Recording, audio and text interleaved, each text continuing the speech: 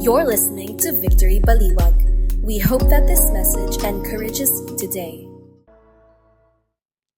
Let me invite everyone to stand as we give reverence to the reading of God's Word.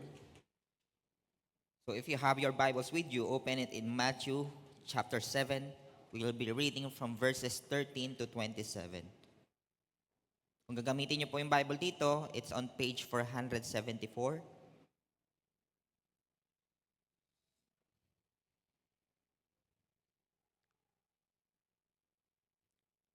Okay, let's read. It says in Matthew chapter 7, verses 13 to 27, "Enter by the narrow gate, for the gate is wide and the way is easy, that leads to destruction, and those who enter by it are many. For the gate is the narrow and the way is hard that leads to life, and those who find it are few. Beware of false prophets, who come to you in sheep's clothing, but inwardly are ravenous wolves.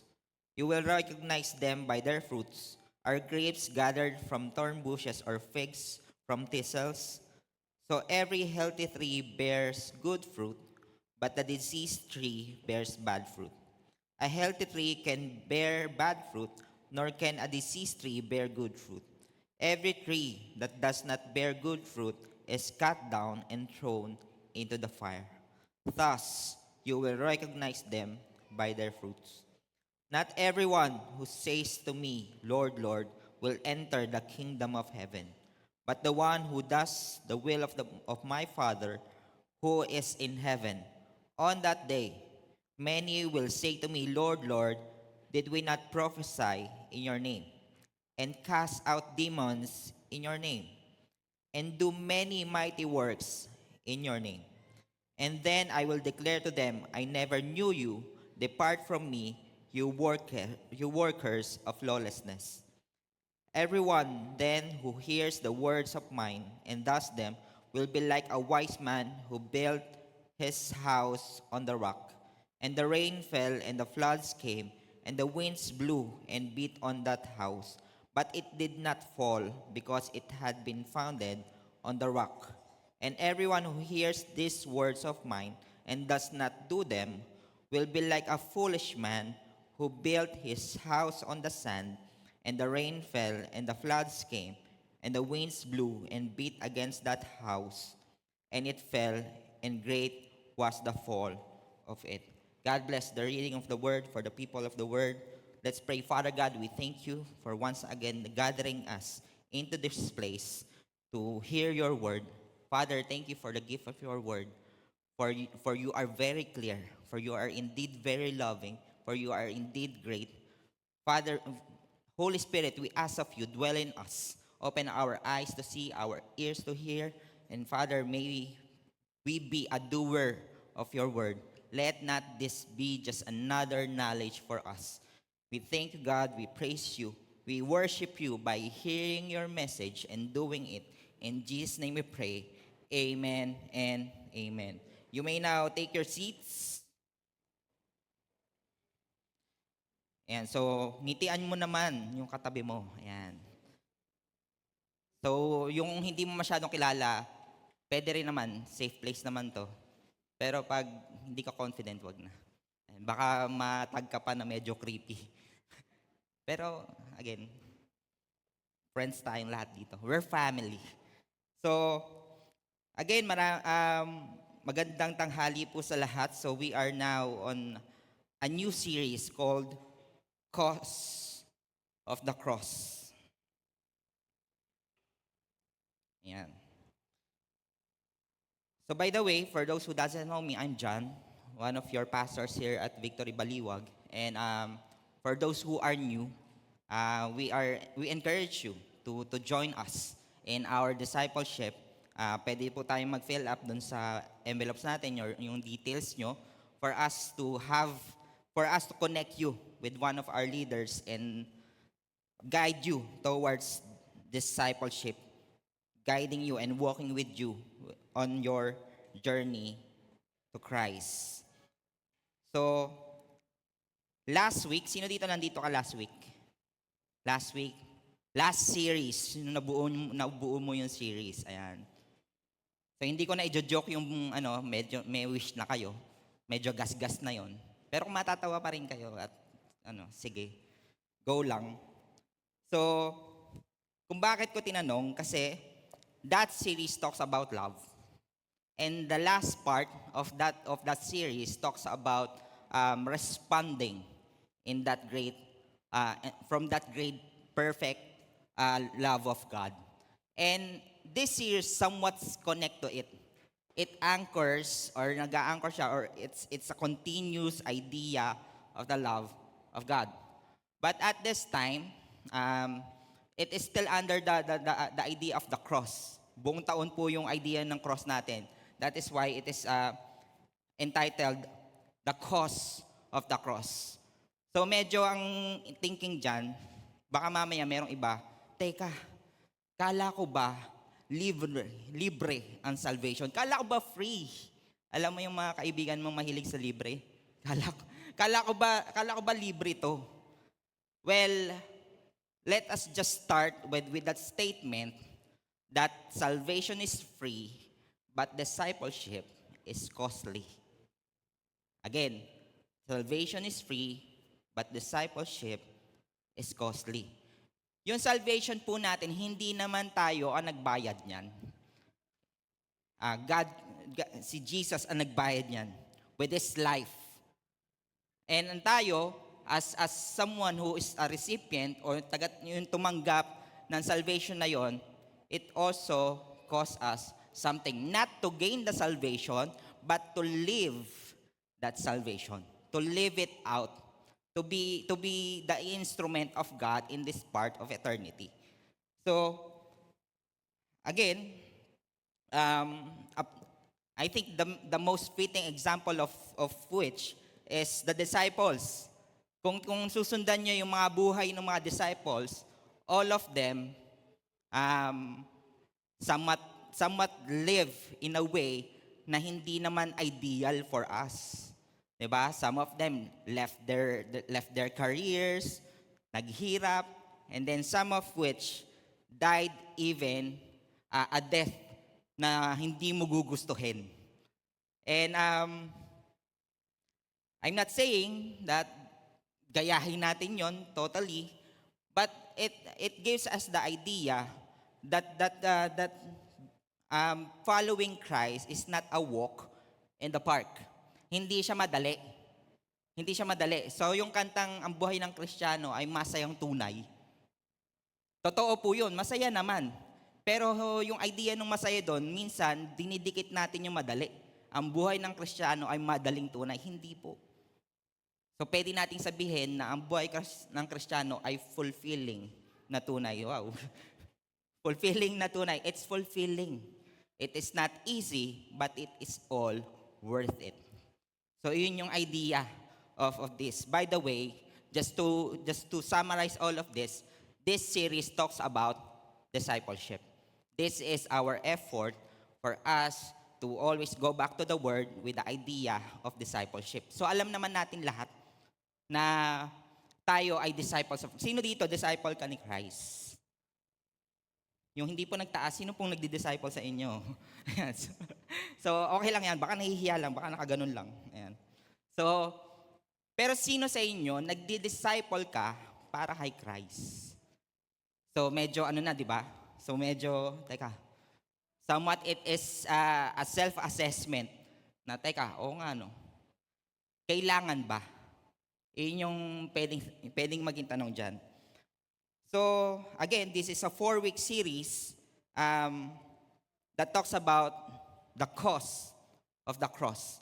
So ang original title po niyan ay Cause of Discipleship. Pero last minute binago natin just for us to be para maging faithful tayo doon sa theme natin na cross. So the week 1, ngayon po, we will be talking about the narrow gate, entering the narrow gate.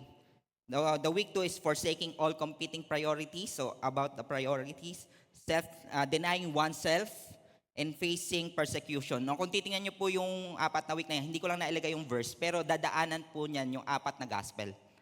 So unlike last series na ang sumulat lang ay si John, hindi po ako yun. Ang sinulat ko lang po ay yung bundle namin sa CR nung high school. Yun lang naman ang sinulat ko. So Apostle John is the one who wrote it, but at this time, it is an overarching theme towards the whole gospel.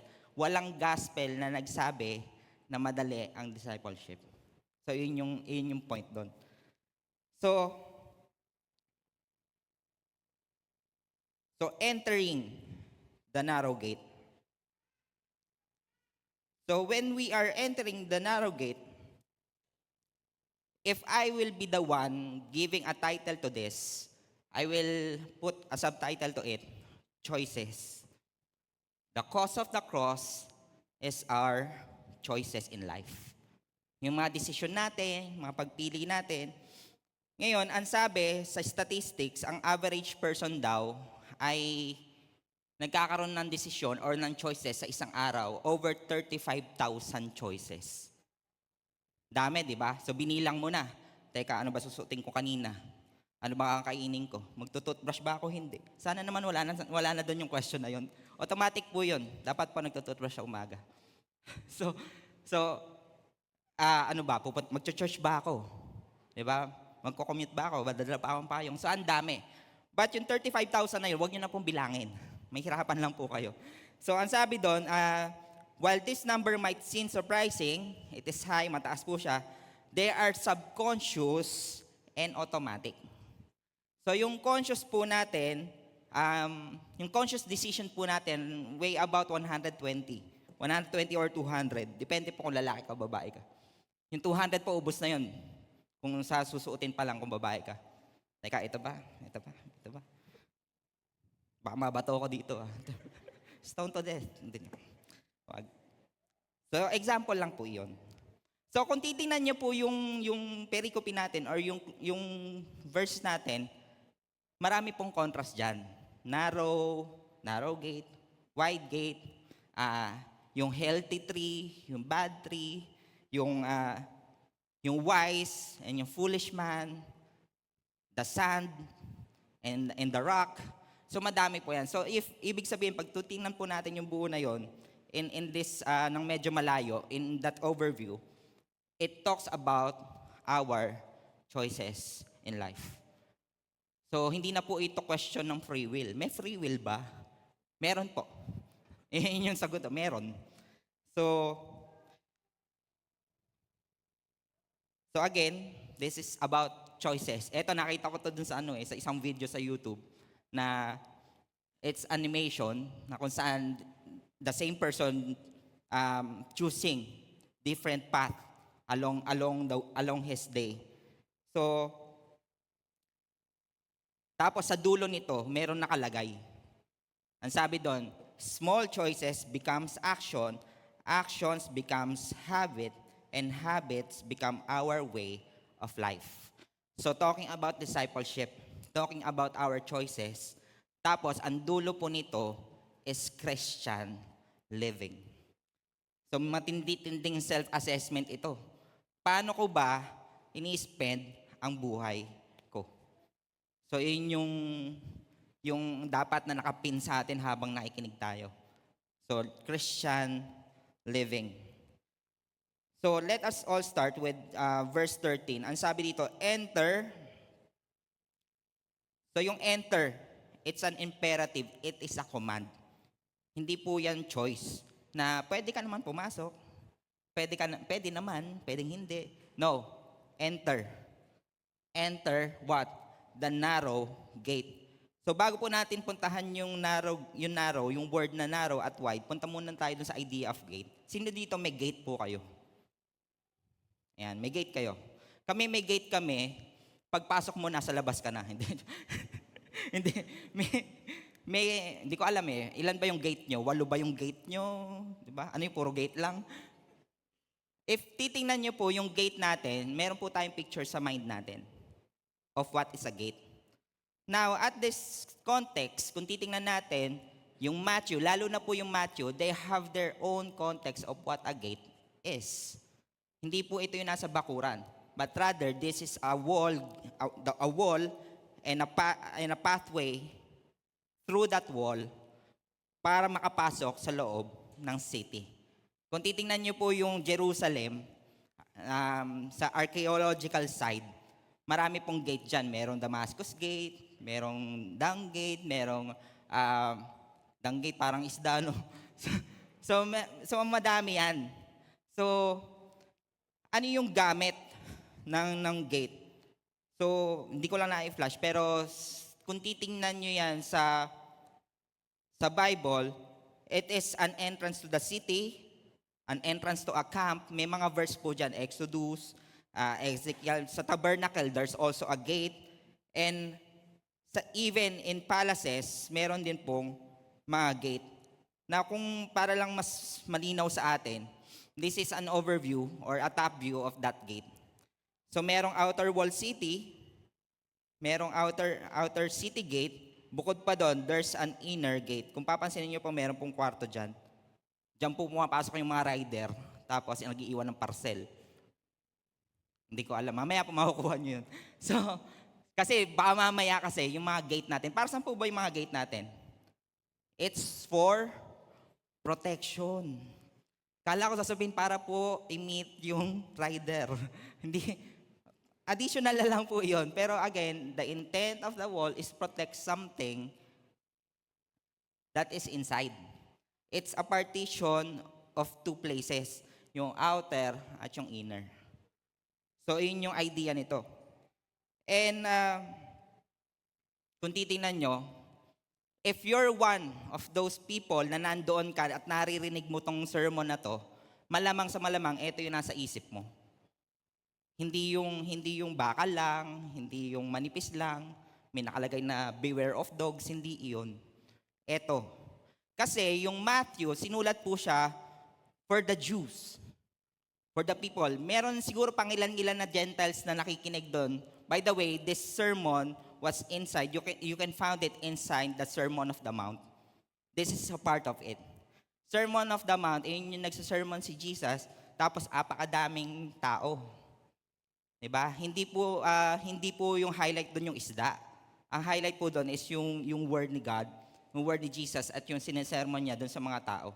So if you're one of those people who are sitting there, nakaupo ka doon, naririnig mo, narrow gate daw. Teka, ano ba yung narrow gate? Kasi ang alam kong gate, yung malalaki. Eto. So kanina, nakita nyo dito, eto yung ito yung some of which, a construction. By the way, this is, hindi ito yung nasa Jerusalem, but ito yung nasa Gezer. Yung sa Jerusalem kasi hindi na masyadong makita.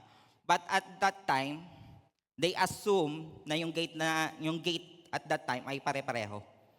By the way, yung gate sa Jerusalem, hindi lang yung nasa labas. May mga gate din yan. Nung una, City of David lang. Sumunod, nagkaroon ng gate dito, nagkaroon ng wall, tapos nabuo na yung Jerusalem. Kaya po marami pong wall pag pumasok po kayo ng Jerusalem. Marami ding gate. And some of which, and hindi lang pala some, but madalas yung mga gate na yon ay common sa mga tao. So yung gate kanina, it was used for defense. Kung titingnan niyo po, depensa po yon sa mga war, taguan ng mga kawal. Kahit yung nasa taas noon, doon nilalagay yung mga namamana. And even the design of it, which yung angle nun, yung right angle nun, sinadya po yun para madali siyang i-defend kapag merong mga kaaway. Makikita niyo po yan sa Deuteronomy, sa Ruth, sa Joshua, all across the Old Testament. While on the time of peace, na medyo wala na masyadong war, saan siya ginagamit? Ginagamit siya for trades. Ginagamit siya for someone na imimit mo. So most of the time, yung mga businesses, nangyayari po yan sa mga gates. And even Jesus, meron pong ginawa si Jesus sa New Testament, makikita niyo po yan. Pinagaling po niya yung paralytic sa sheep gate. Tama ba? By the way, yung mga gates, minsan pinapangalanan kung ano yung ginagawa doon. Yung sheep gate, bentahan po yun ng mga sheeps. So yung dung gate, ano lang po yun, tapunan po yun, daanan ng mga waste nila. So, ikaw na nakaupo doon, yun yung nasa isip mo. So, By the way, this is the Damascus Gate. Ang sabi nila, dito daw dumaan si Jesus nung ipapako na siya sa cross. So by the way, kaya sa Damascus Gate, this is the gate where the Damascus Road ends. So yan yung idea niyan. Ganyan ba yung gate niyo sa bahay? Hindi, di ba? So most probably, if you're the one sitting there and hearing this sermon, ang iniisip mo, eto yung gate na yon. Teka, ilang meters ba yung sinasabing narrow gate ni Jesus? Enter the narrow gate. So inline na tayo. So medyo alam nyo na ito yung sinasabi ni Jesus na gate. By the way, hindi ito yung gate na yon. Ito yon. For the gate is wide and the way is easy. The wide gate, yun yung pinakikita ko sa inyo. Now, if you look at the original language of this, kapag sinabing wide, means widespread, diffuse, being spread out, or a wide area. So, madalas kasi, pag binasa natin to, nakikita lang natin yung gate. Hindi natin nakikita yung way. So, bukod dun sa malaking gate, there's also a way that is easy. Kapag sinabi na easy, sa ibang translation, tinignan nyo yan, it is broad. So, double siya. Wide na, broad pa. It talks about being spacious. It talks about being free and roomy. So, malawak talaga. And the next one will be the narrow gate. So, this is the contrast of which malaki yung gate and then yung maliit. And ang hindi natin madalas maisip kapag binabasa natin dito is the word narrow, akala natin manipis lang. Kasi pwede rin naman restricted, pwedeng press, confined, or even hard way. So, ayan nga, sabi dito, di ba? And for those who enter it by many. Ito yung wide kanina. For the gate is narrow and the way is hard. So yung hard dyan is to press hard, to crush, to rub, yung rubbing elbow. Alam niyo yung minsan kapag dumadaan kayo sa isang masikip na eskinita, di ba kayo doon? Nagkakasikuhan pa, rubbing elbows, yun yung minsan na sinasabi. So that is the picture of the narrow gate na nagkakaanuhan pa, nagkakasikuhan pa.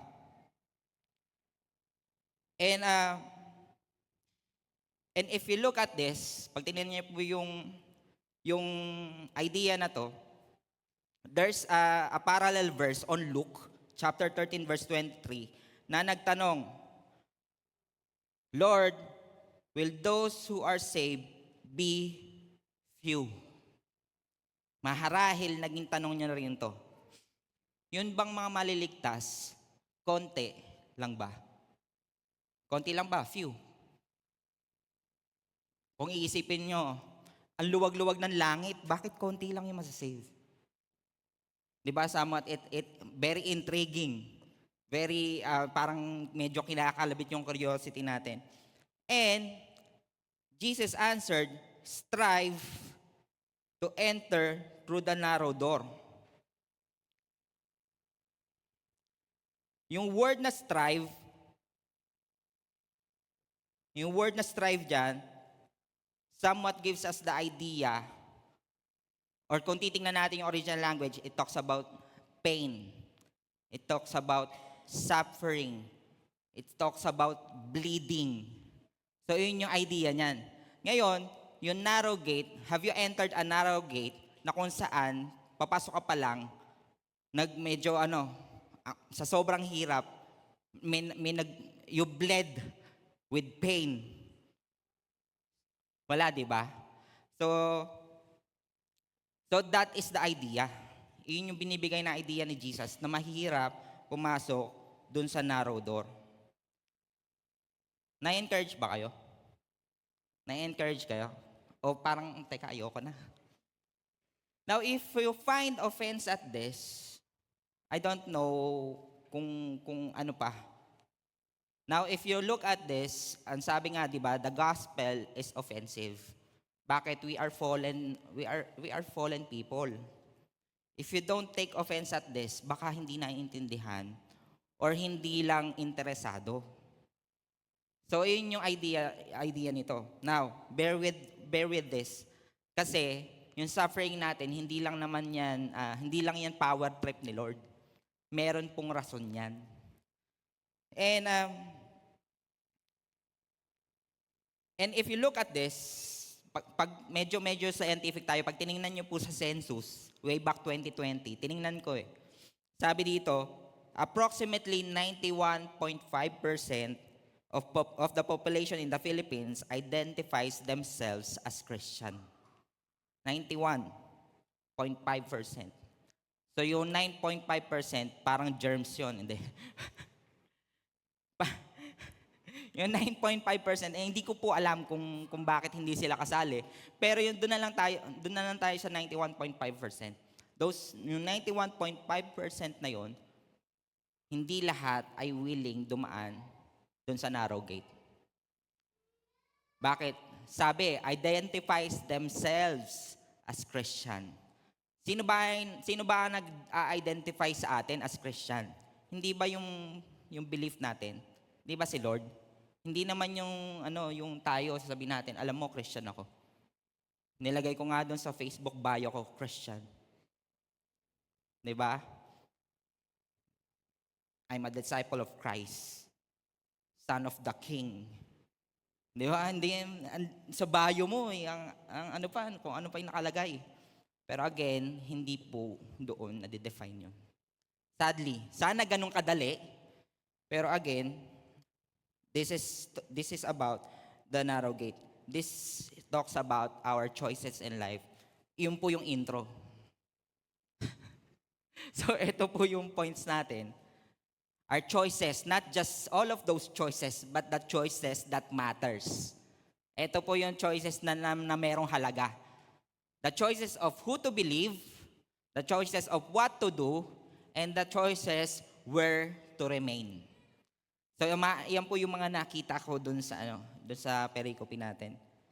The first one will be the choice of who to believe.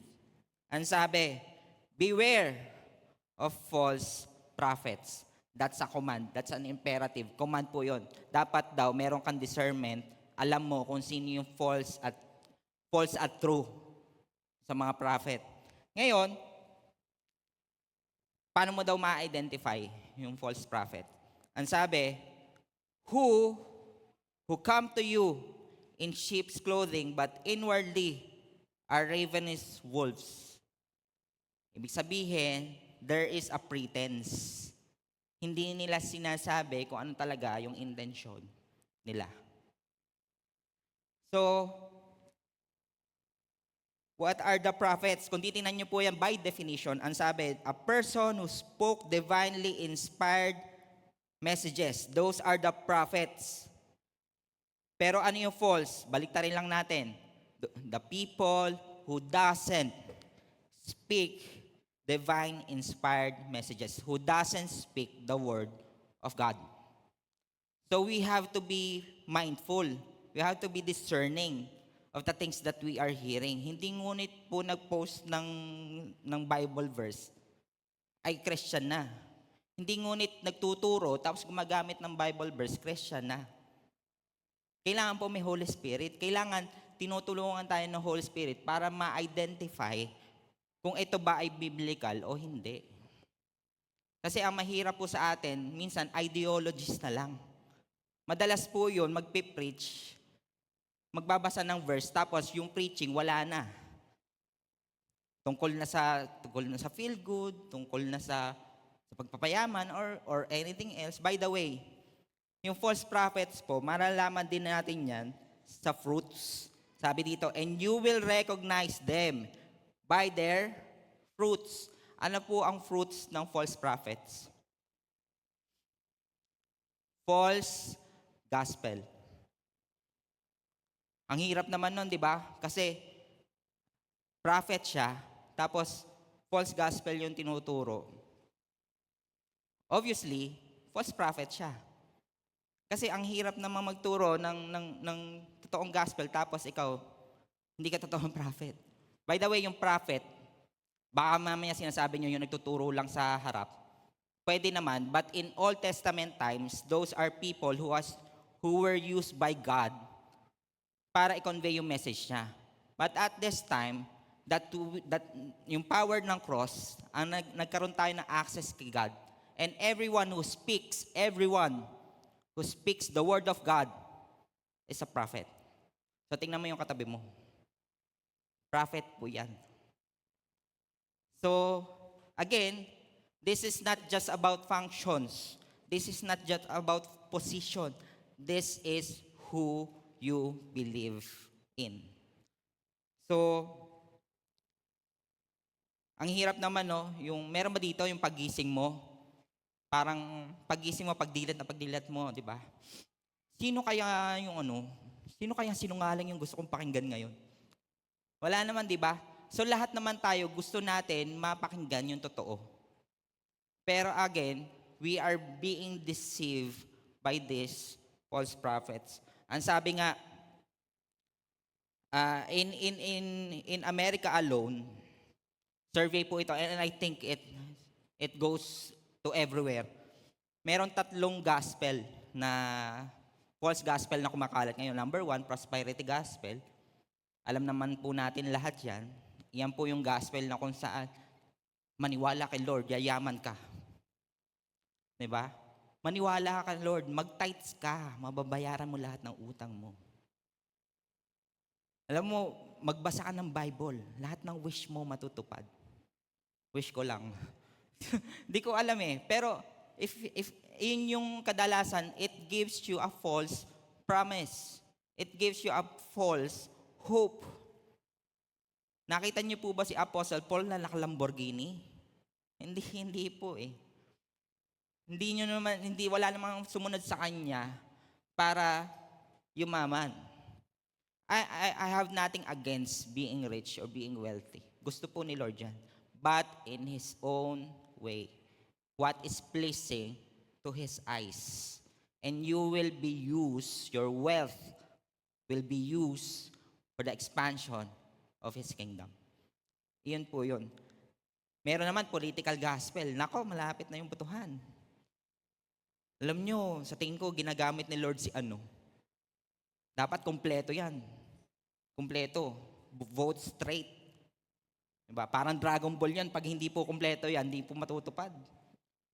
So, hindi nyo alam yung Dragon Ball. Sorry ah. So, yung iba alam nila eh. By the way.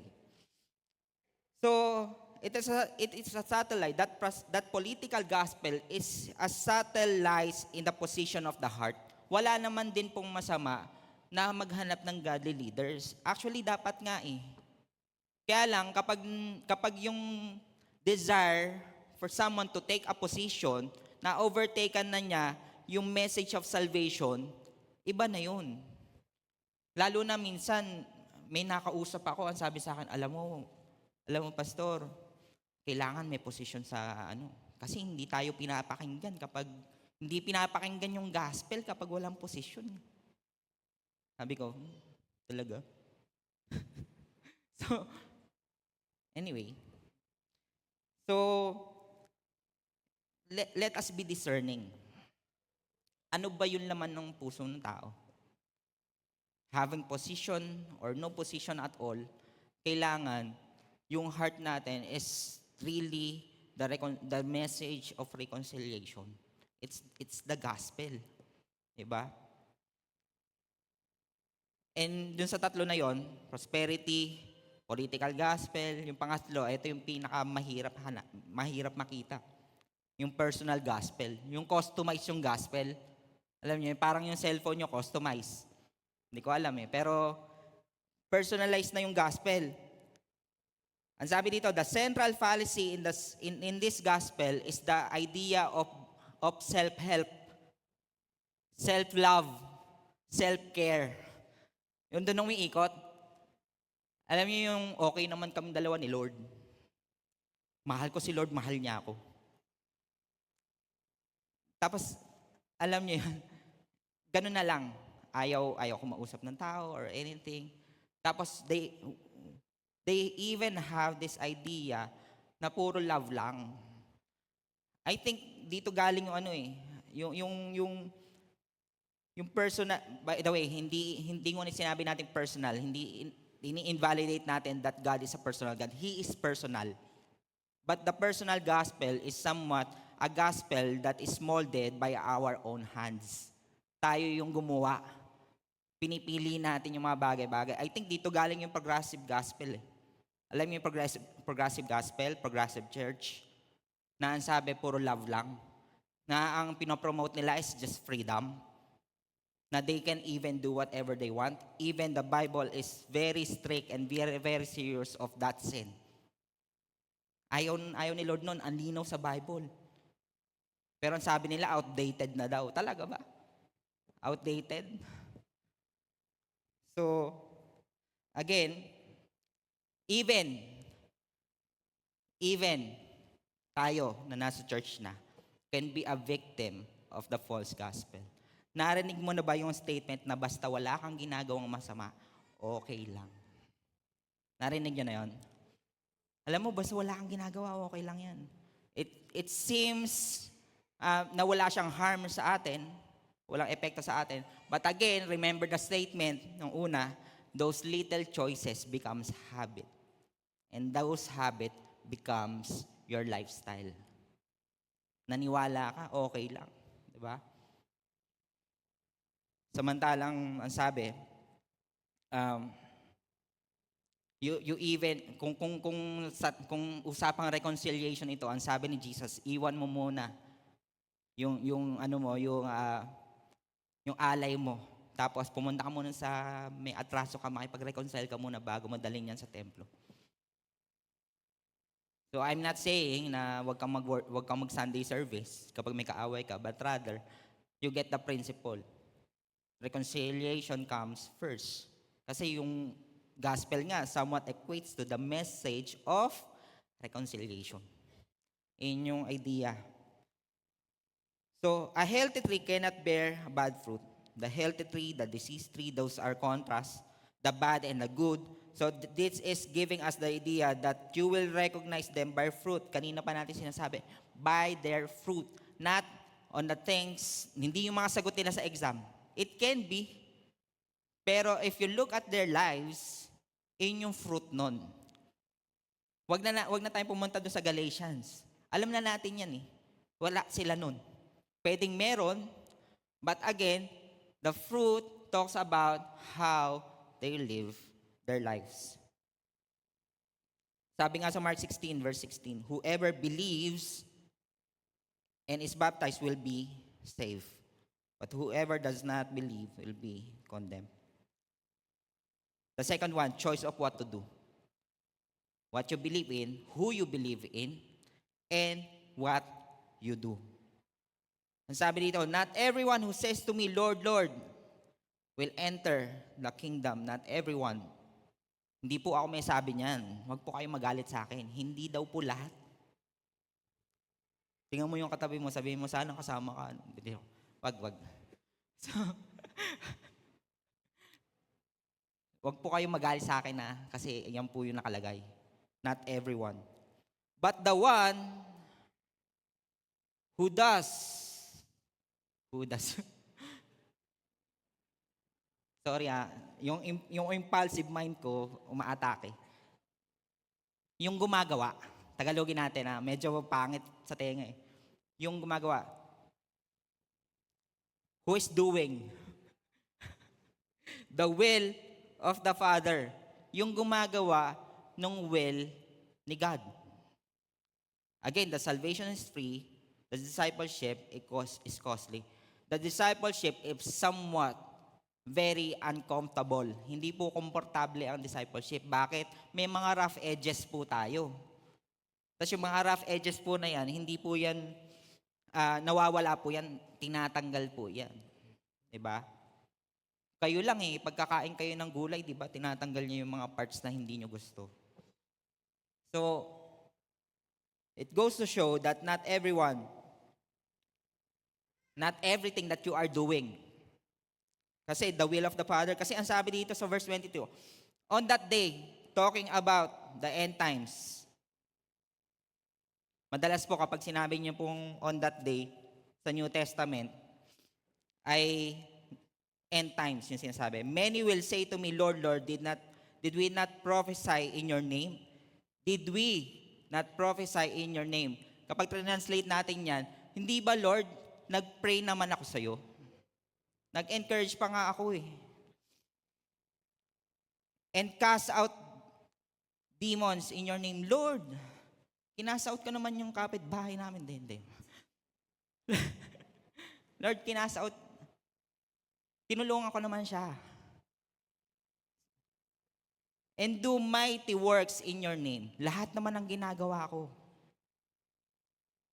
ay ginawa ko para sa'yo. Kaya lang, ang sabi dito, and then will I declare to them, I never knew you. Depart from me, you workers of lawlessness. So are these things not good?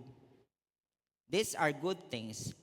But again, this is not everything. Hindi lang po ito yon. Hindi po ito works. Yung works po ay fruit natin yan. Resulta po natin yan. We don't work for salvation. We work out our salvation. May verse po na yan. Nakalimutan ko lang kung saan. Pero we work out our salvation. Once that you are saved, you are secured, you are assured, you work your salvation out. Hindi po yan iniimbak lang. Hindi po yan pinoprotektahan lang. Sabi mo, self-love. Self-care. Ang sabi po sa scripture, cast your anxiety to God and He will care for you. So hindi po tayo ang merong obligasyon at responsibilidad para i-care yung sarili natin. Now don't take it literally, baka hindi na kayo mag-ingat, tumawid kayo basta-basta. You get the point, you get the principle. So eto, pwede mong sabihin, teka, ano ba itong ginagawa ko? The fact na meron kang listahan ng mga ginagawa mo gives you the idea na, teka, bakit mo nililista? Lord, ang dami kong napatawad. Di ba sabi mo 77?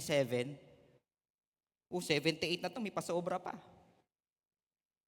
Now, again, hindi po siya literal, but again, you get the idea. You forgive up to the point that you lost count. Is having perfect attendance on Sunday give you salvation? Hindi rin po. Then why are you here? It's because of the fruit of obedience, of who you believe in. Ang sabi ni Lord, gather daw. So we are gathering.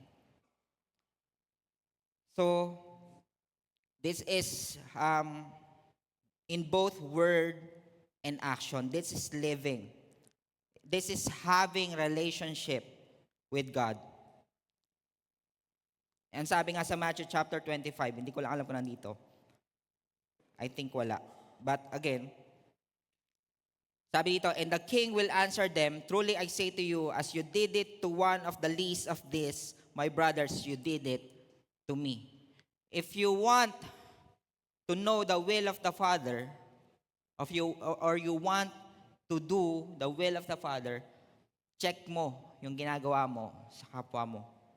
Now, there is this idea na minsan kasi, ang sabi natin, God is silent, di ko malaman, di ko ma-discern kung ano yung will niya. So, may idea ng leap of faith. Alam niyo ba yung leap of faith? Leap of faith. It's like this idea that you jump into without knowing. That's leap of blind, hindi yun leap of faith. Yung faith po kasi is sure, the assurance of things hoped for. Now, ang nagpauso po niyan ay isang Danish theologian. Hindi niyo po yan makikita sa Bible. But the principle, makikita niyo po yan, lalo na sa Hebrews 11 verse 1. Na yung leap of faith, it's just doing and saying to God, God, I don't know, but this seems good to you. This seems pleasing to you. And if it is not, alisin mo ko dito. Wag mo na lang itulong. Wag mo na lang ituloy. So it's this idea of It's that idea of faith. So meron din naman, how can you know that you are doing the will of God? If you are sensitive enough to say that, Lord, how can I help these people? How can I be an instrument of you? How can I speak to them? And how can I do your will? Hindi yung part na kung saan we always pray for comfort. We always pray for what we want or what we need sa buhay. But rather, it's thinking about other people. Loving God, loving your neighbor. Loving others. And lastly, the choice of where to remain. As we come to a time of close, this is a metaphor or a story of a wise man, of a man, dalawa. There's this foolish man and there's this wise man who are building their houses. The wise man builds his house on the rock and the foolish one builds his house on the sand. You get the point. Hindi mo naman kailangan ng 600 IQ para diyan. So alam niyo yung Leaning Tower of Pisa? Ginawa na yun, tapos na yun, bago pa nila sinurvey kung malambot ba yung lupa. Ano nangyari? Tumagilid. So same with us. Where do you remain? Alam ko medyo mababaw na application ito, but somewhat at your point in time, kung medyo matagal ka na dito, minsan alam ko pumasok na sa isip mo, so ibang church na lang kaya ako. I'm not saying na dito lang yung growth mo. If God says so, go ahead. But whenever you get offended and ganun yung naiisip natin, teka, baka hindi yung church. Kasi yung church, to start with, hindi yan perfect. You'll get offended. Because church is composed of broken people. Broken po yan. Bakit? Wala pa namang glorified dito eh. Meron na ba? Meron na po ba? Wala pa eh. So we are all broken people. Where do you lay your foundation? Lay your foundation to Jesus. Jesus lang. Jesus period nga oh. So, let us end with this verse coming from Matthew 24 verse 13. But the one who stands firm to end will be saved. Those who endure, those who remain in Christ. Hindi po ito feel-good gospel na kapag hindi natin nakuha yung gusto natin, lilipat na tayo sa ibang idol. Dito na lang ako kay Brahma kasi binibigay niya yung gusto ko. Dito na lang ako. Yung idol, by the way, hindi lang yan yung mga sinasabi na false god. May mga figures. It can be your work. It can be your ministry. It can be someone close to you. It can be your work. It can be a place or anything. Anything that overtakes God in your life. Now at this time, let me just invite everyone to stand as we come to a time of communion. This is our effort to say that God will remain in you.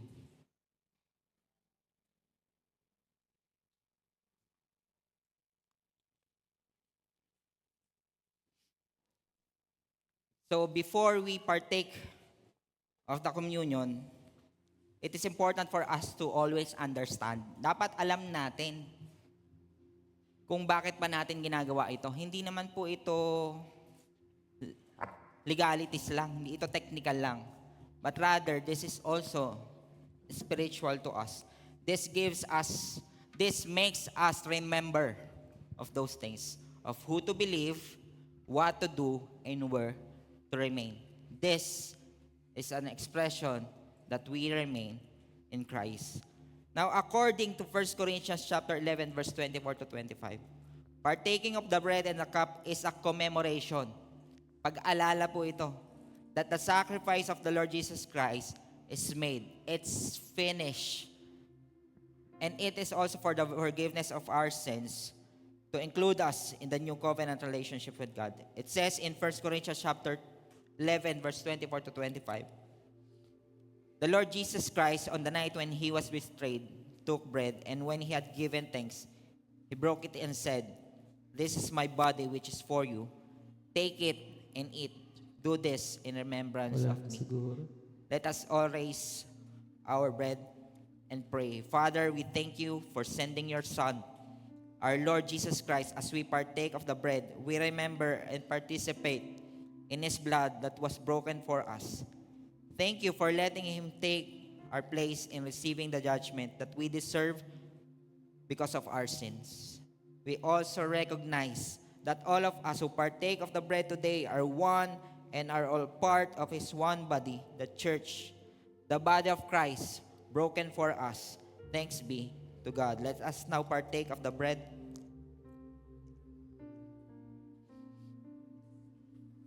Pag mayroon, siguro preach na lang.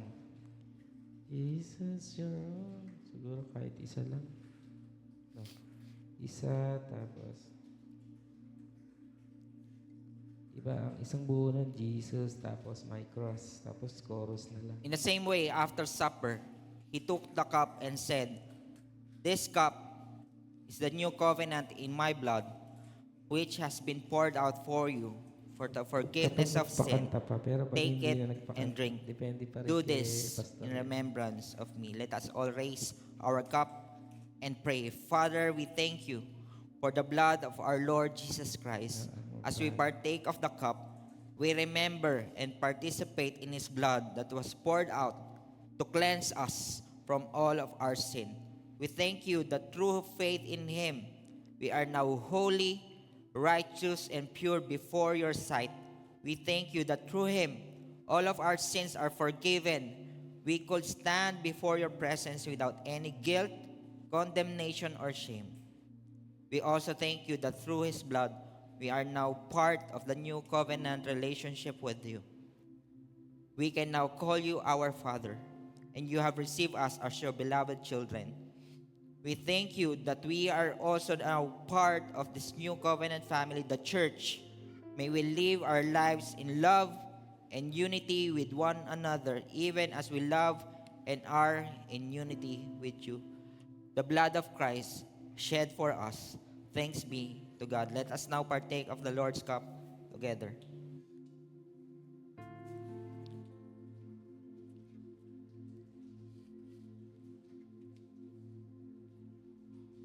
For whenever we eat this bread and drink this cup, we proclaim the Lord's death until he comes.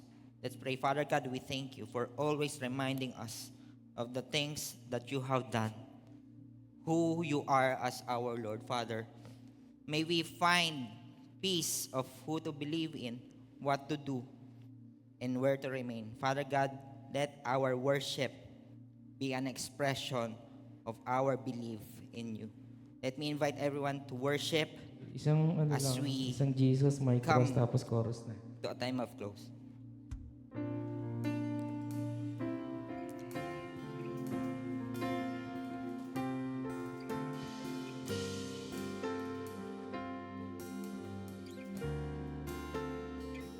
Jesus, Jesus, you're all I see. I know that you're with me. No turning back.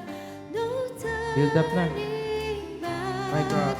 My cross, I'll carry. Though no one goes with me. No turning back. Chorus. No turning back. Here I am.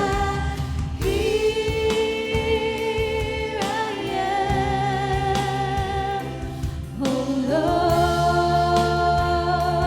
Lord, you can have all of me. Before your throne, I'm laying it all at your feet. Your grace has set me free. Last three. So Jesus, have all Jesus. of me.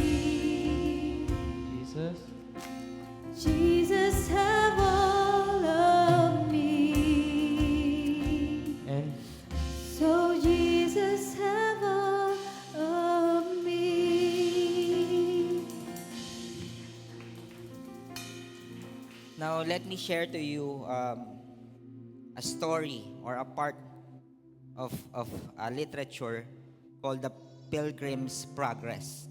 Can you show the last slide? Dun sa keynote.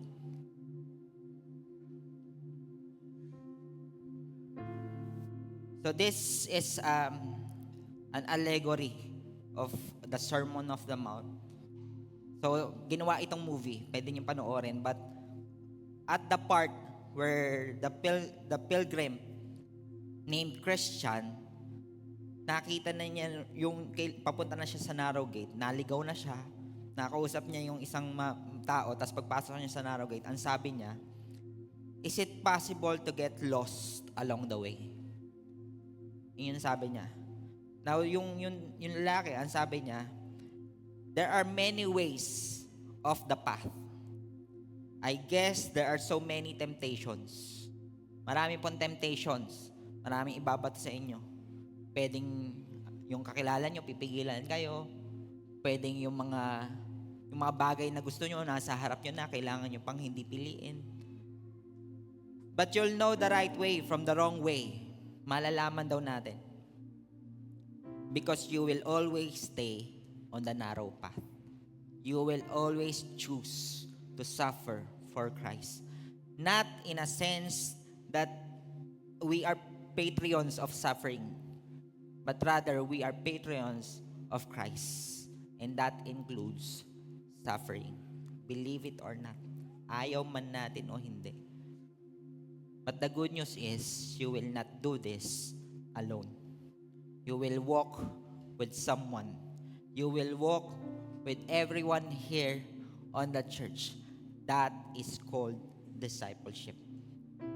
And once again, if you're still not part of that discipleship, this is us, the church, giving our best to open up that opportunity to walk with you in your life. Now let us all raise up our hands to the heaven as we pray. Father God, we thank you for you have indeed bought us from that cross. Wala naman kaming binayad. Gaano lang ba yung mga bagay na sasabihin namin sa pagsunod sa iyo? Father God, give us wisdom to always choose the narrow path. Give us discernment of who to believe. Father God, we pray that you also give us the eyes to see, the hands and feet to do your will, our Father.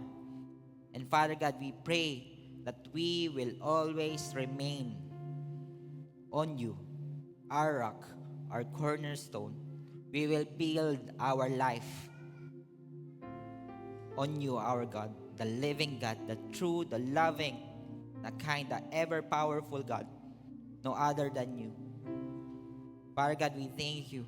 We ask of you blessings, not in a way that we will consume it by ourselves, but rather we will use it in discipling our neighbors, discipling the people that you have called to be your followers. Father God, use us, mold us into the man and woman you want us to be. Father God, give us peace as we do these things. The world will throw us things that will give us worries, give us anxieties, and even doubts. But it says in your word, sino ba naman yung nag-worry at nadagdagan yung araw sa buhay niya? No one. But Father, give us that peace, that blessing, that capability to follow you, oh God. Give us peace that surpasses all understanding. Make your face shine towards us. In Jesus' name we pray. Amen and amen. Thank you for listening to Victory Baliwag Podcast. Follow us at Victory Baliwag on Facebook and YouTube for more details as we honor God and make disciples.